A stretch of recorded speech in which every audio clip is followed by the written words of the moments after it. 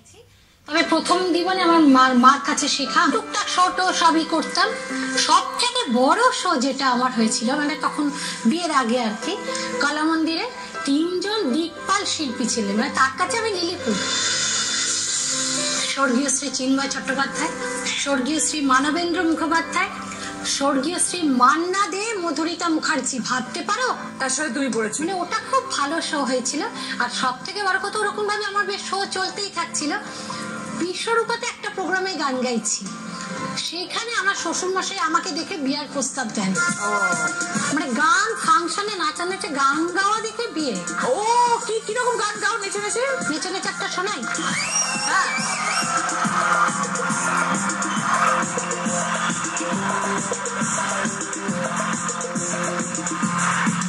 जवानी जाने मन हसीने देर बाद मेरे तो दिल जवा निसार हो गया, शिकार खुद यहाँ शिकार हो गया। ये क्या सितम हुआ, ये क्या गुलाम हुआ, ये क्या गजब हुआ, ये कैसे कब हुआ, न जानो मैं न जाने हो।